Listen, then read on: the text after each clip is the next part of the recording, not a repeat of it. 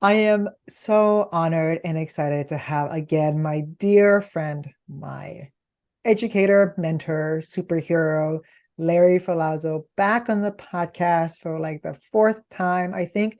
Besides Andrew Hogginsville, Dr. Andrew Hogginsville, you are the most visited person on the podcast, Larry. Welcome back. Well, I feel honored. It's a great podcast and certainly high on my list of top ESL and actually top educator podcasts for all teachers to listen to. Well, I stand on your shoulders. You have for We have decades a had mutual admiration ah, society. yes, a lot of love to go around. Would you start us off by, because everyone knows who you are, can you tell us a story about related to motivation that has stayed with you to this moment? The issue related to motivation, see, to me, I was a community organizer for 19 years prior to becoming a, a teacher. And what what brought me to teaching was that I saw what organizing is about getting people to be engaged in public life who had never been involved in public life before. And they learned issues around leadership and negotiations and learned to look at themselves with the gauge of eyes of assets instead of deficits.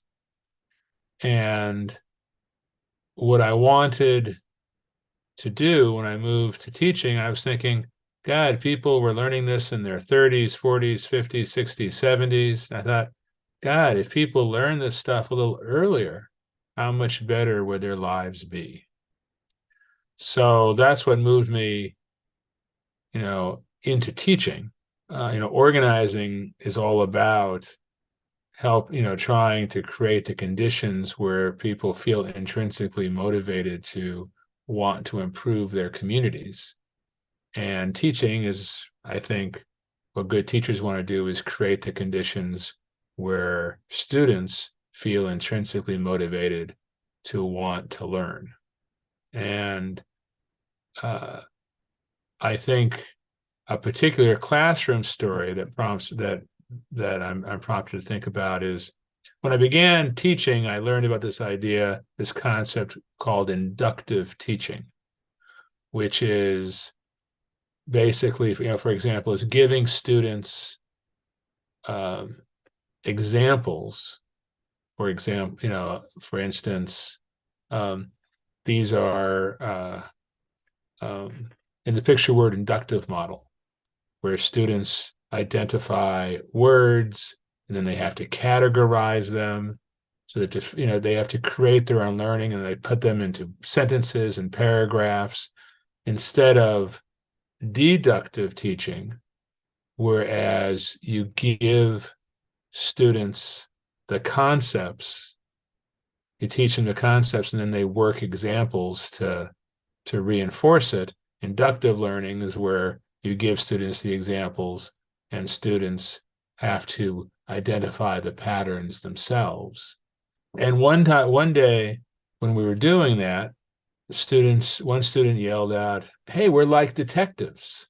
Okay. And then another student yelled out something like, "This is like a puzzle."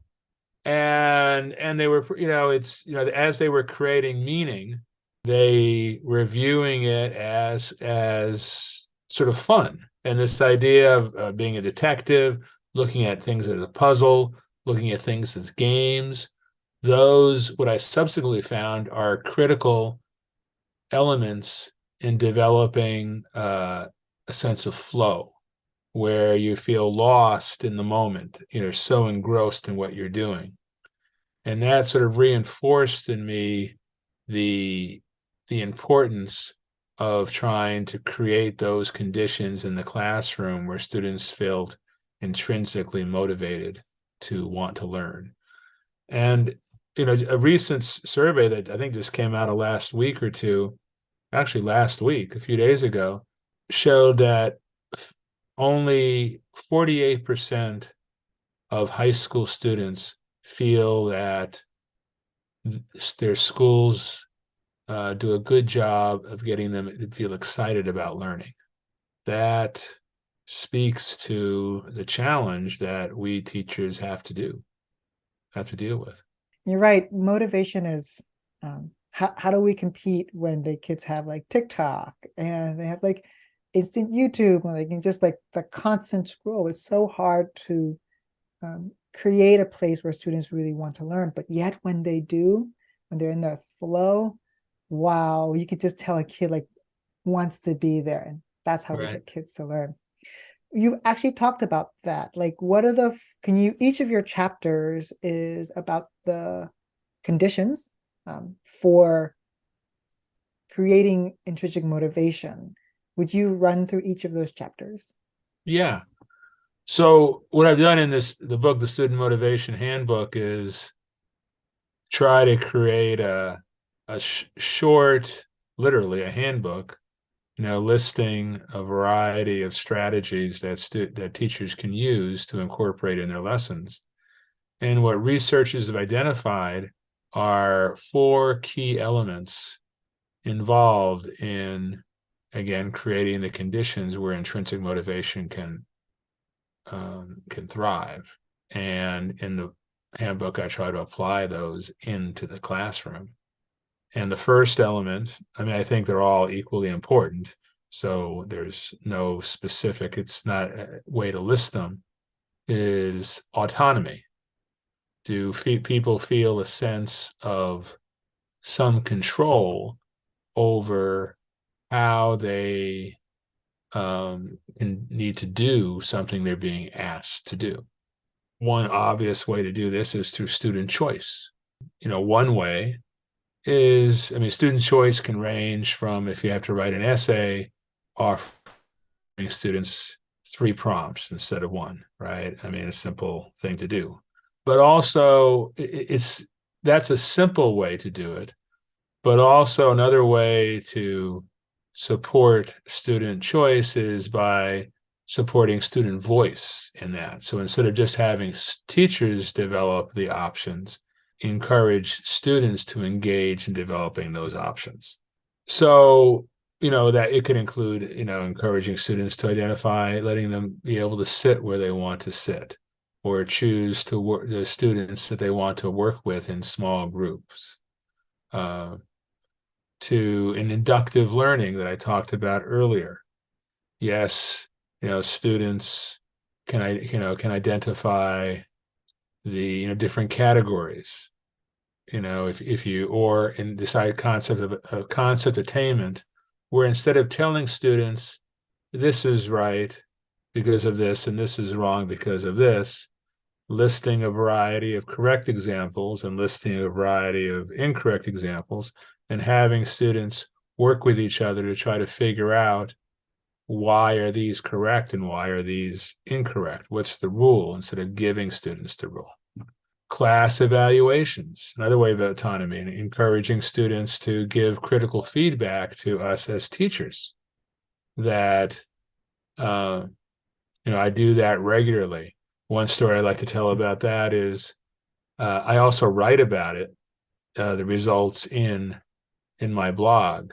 And one year, the Washington Post picked up on it. And the headline in the Washington Post article was, "Student gives Mr. Ferlazzo an A for being annoying." So yeah, you look at it, look at the Google, search it for Google, Google search, and that's what the headline in the Washington Post says. So, but giving students an opportunity to feel like they can choose, have some choice in how things are done, and also have a voice that they can offer, without fear. At the same time, one of the things I try to do in the book, and what I think we all have to do, is make sure that we approach these things through a culturally responsive lens.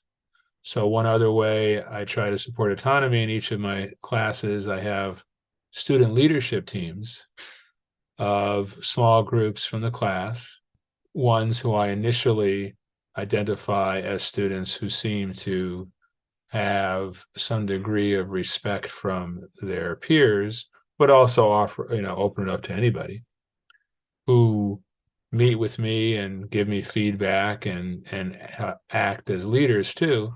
But I just need to make sure that those leadership teams don't reflect hidden biases from me in terms of whether it's ethnic, gender, or other biases, to make sure it's truly representative.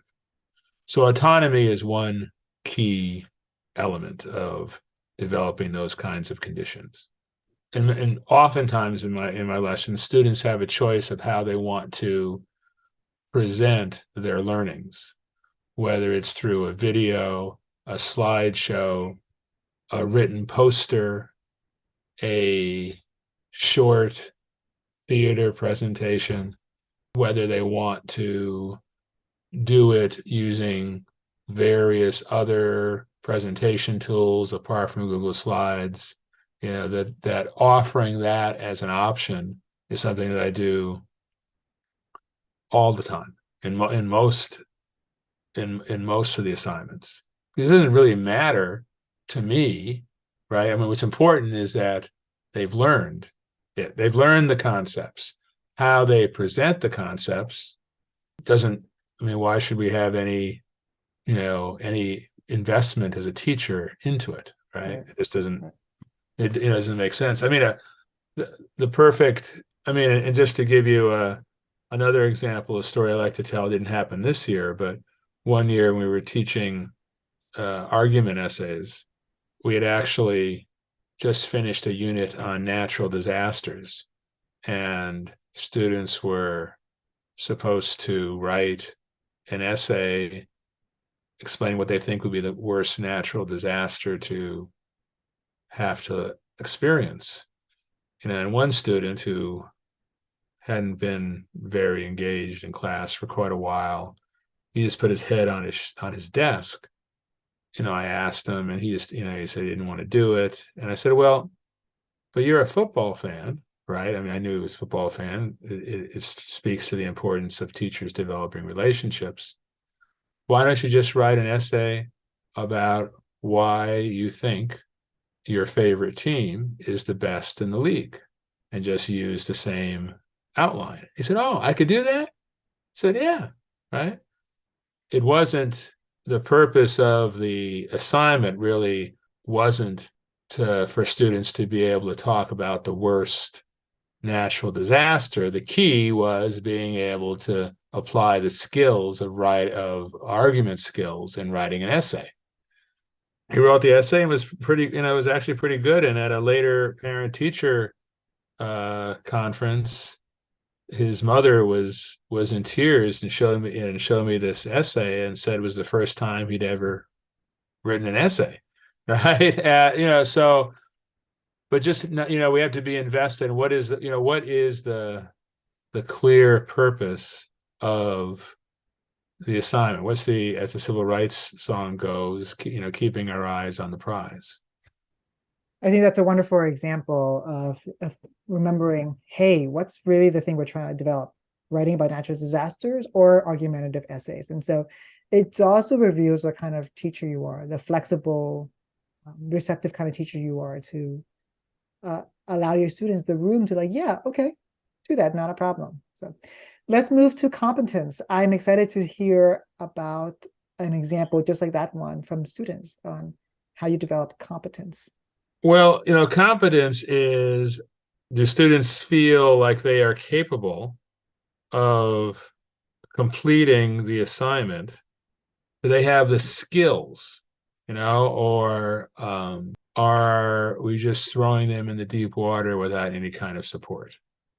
And there are a variety of ways that that we can support. I mean, nobody wants to do something that they've got a good chance at failing at, right?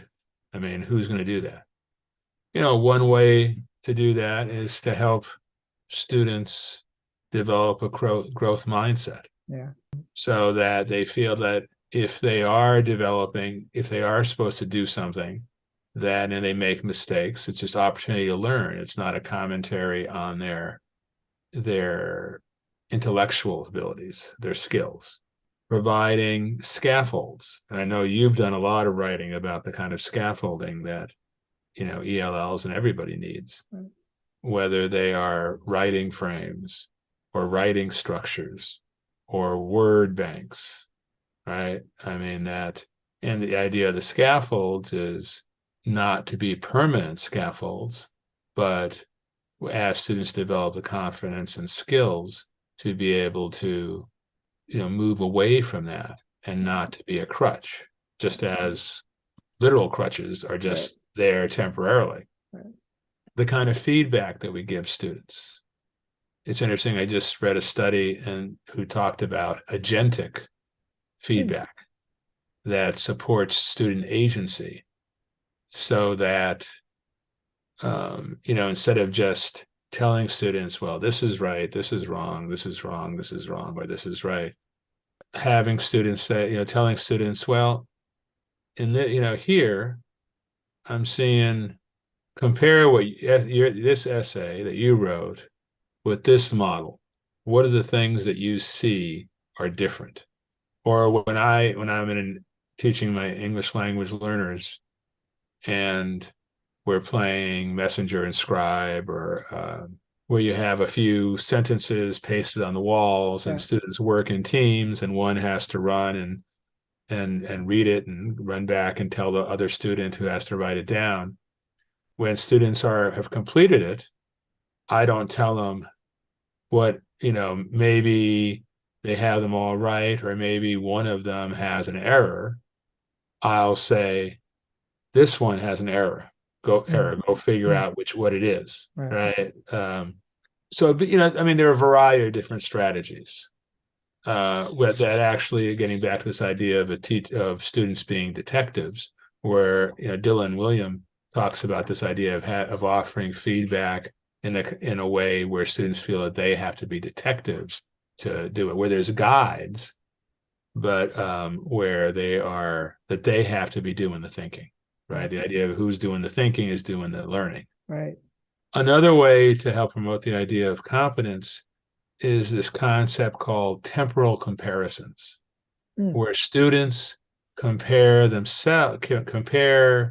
what they have done, what they're doing now, with what they've done in the past, as opposed to comparing themselves to other students. Right. Whether it is having, students compare essays that they wrote at the beginning of the year with essays they wrote at the end of the year, or giving them a list of vocabulary at the beginning of a unit, ask them to identify the ones they know, and then after the unit, giving them the same list and asking them to identify the ones they know. So students see their progress themselves. I know one year I did an experiment where, I mentioned earlier the importance of doing class evaluations, where I had, students give anonymous feedback. And one year I tried an experiment about 3 weeks before the end of class. One of the questions was, how much English do you feel that you learned this year? Right. Maybe half the class said, oh, I learned a lot. And then the next week, I had students do that example of comparing an essay that they wrote earlier and then with an essay they wrote later. And then I said, oh, I made a mistake. I forget what I said. I said I had lost the results of their essays, their evaluation or something. And they knew I wasn't very organized, so they believed it.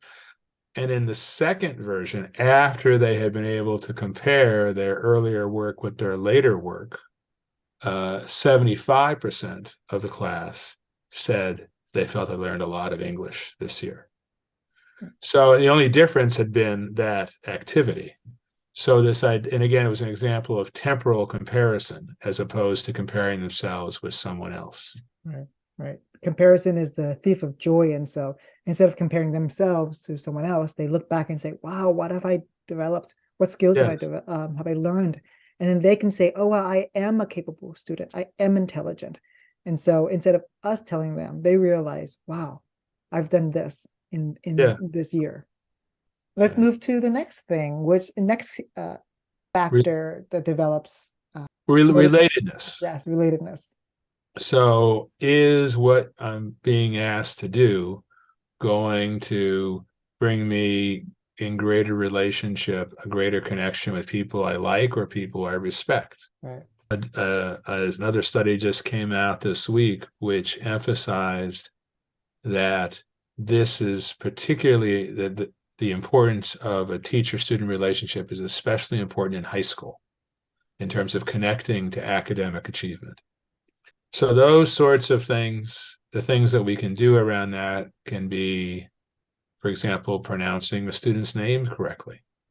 And if we're having a hard time pronouncing a student's name, making it very clear that it's on us, right? They don't have a name that's difficult to pronounce.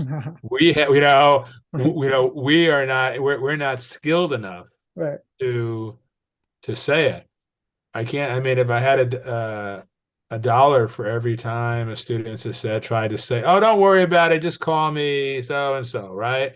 Say, no, you deserve to be called the name, your name, and the name Right. you want to be called, right? Daily dedications is another way to try to help build a greater relationship within classes, people to get to know each other. Right. And I saw this in Edutopia one year where so students can ask students to dedicate each day a day of learning Wow. to someone who's important to them, or Right. whether it's a real person, a person in fiction, a celebrity, or whatever, and why they dedicate. And students being able to, most students choose a family member, right? And they, we display it on the screen. They have to say it, and family members, students tell me every time they show this to their family members, everybody starts crying. Oh. But it's a great opportunity again to develop a great, more connections. People see commonalities. People Right. see what's important to others. Yeah, I mean, so just those ideas. I mean, mixing up small groups, getting people to know each other, doing presentations about what's important to each other. Those are just some ways to build a sense of relationship. And one of the other things I try to do is to say every student's name every day. Right. Right. I mean, because some students, they'll go a whole day and nobody will say their name. Right. And how must that feel Right. to a teenager? Right. Right. Yeah. To be said, to have your name said in a loving way. That's the Yeah. Right. Yes. I mean, not in a, you have an, but it's, oh, good morning. right. Good morning, Judith, or, Right. how are you doing? Naxieli. Oh, great work. Right. Or how's, your parents. I mean, one of the things I also do is every week there's an online Google form, a check-in form that takes students less than a minute to complete, rating, on a scale of 1 to 10, how you feeling about school, how you feeling about our class.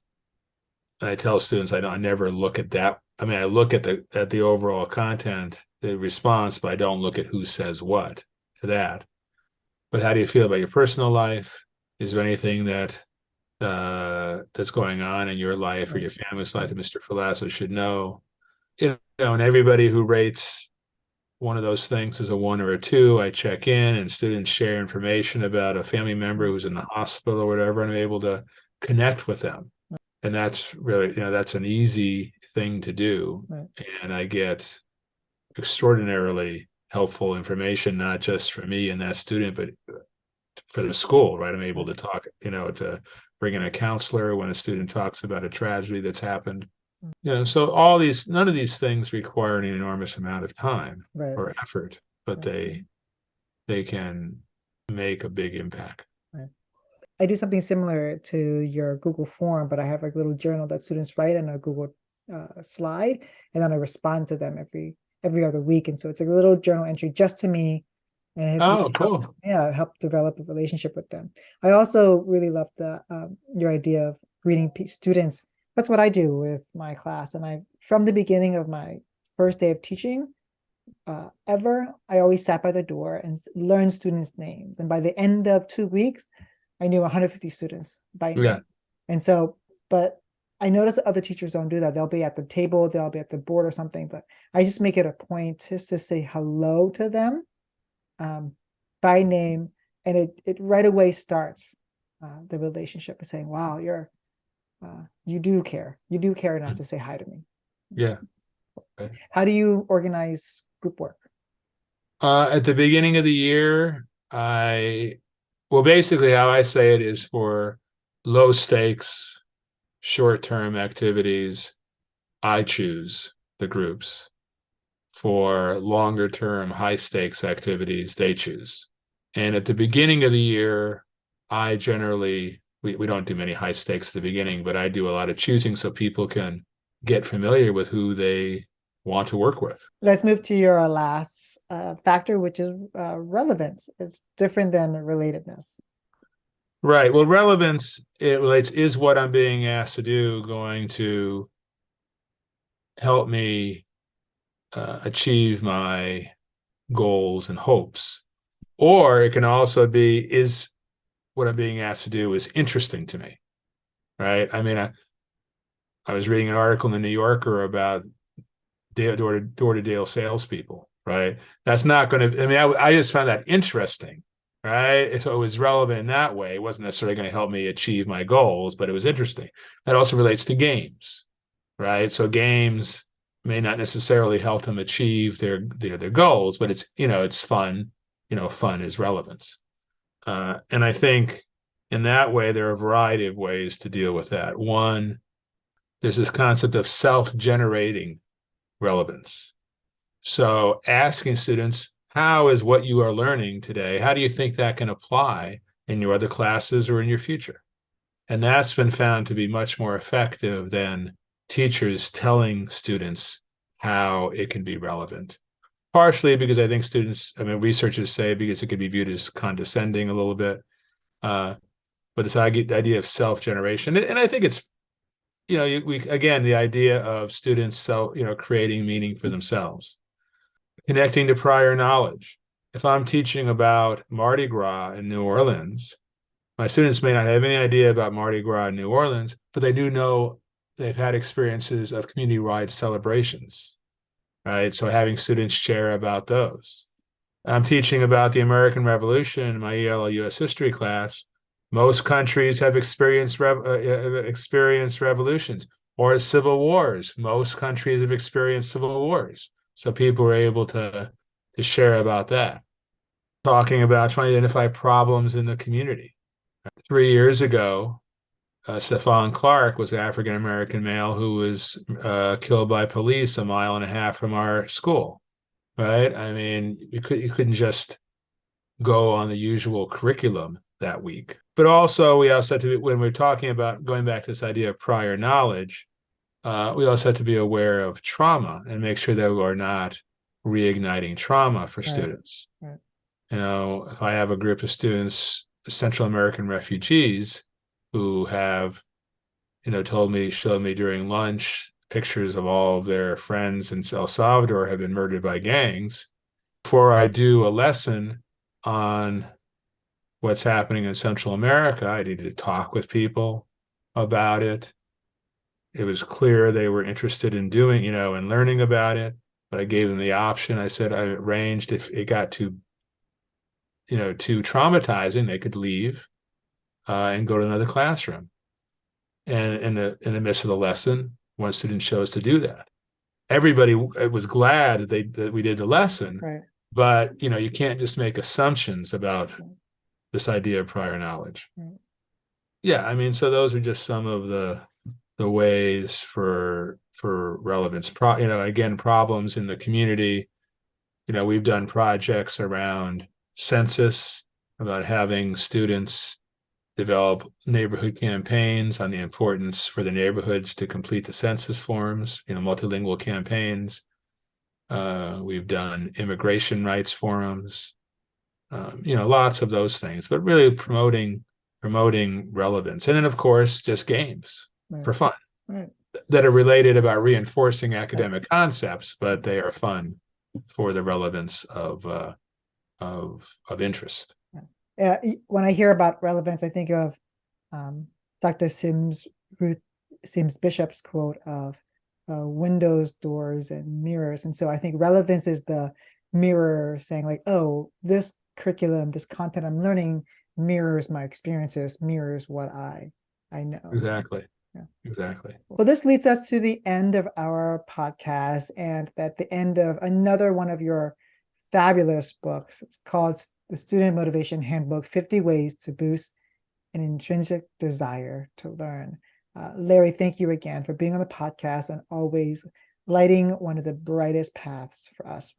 Would you end the podcast with this? I only reserve this for experts who have been in the field for decades. Instead of asking my traffic light teaching, I ask what I know for sure. What do you know for sure after all these years of working with English learners, sharing with us, writing for us? What do you know for sure about our profession and our students? Well, that we are all going to have bad days. And when we have those bad teaching days, when our lessons go south, we just come back the next day and do our best and it'll get better. Okay. And we shouldn't just be beating ourselves up for it. Right. Just do our best and it'll get better. Right. Students won't remember about it, and they'll be fine. They're so forgiving. So that's one thing I know for sure. Right. I still remember on Twitter one day you wrote like, today I wasn't very patient with students. And I was like, oh, Larry, that's so like vulnerable of you to say that. Yeah, and I've had a few of those days. I think we have many of those days. So it's all out of love, I know. So Larry, thank you again for being on the podcast. And I can't wait to continue to learn from you from decades now. Thank you very much, Todd. And I can't wait to read your next book whenever that comes out. Thank you. Okay. After your next book.